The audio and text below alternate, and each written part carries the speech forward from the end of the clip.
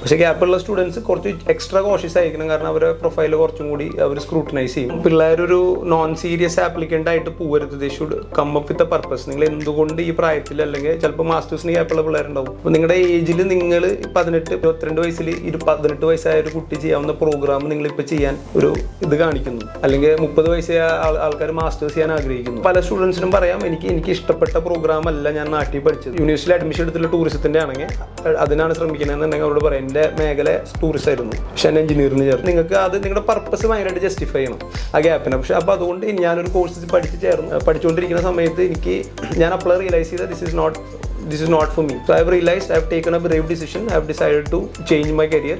ഈ ഒരു പ്രായത്തിൽ ഞാൻ അങ്ങനെ ഡിസിഷൻ എടുത്തു. എന്നിട്ട് then I was wandering around I was checking for programs and I finally ended up into this place. ആ രീതിയിൽ അവർക്ക് അവരുടെ ഗ്യാപ്പ് ജസ്റ്റിഫൈ ചെയ്യാം.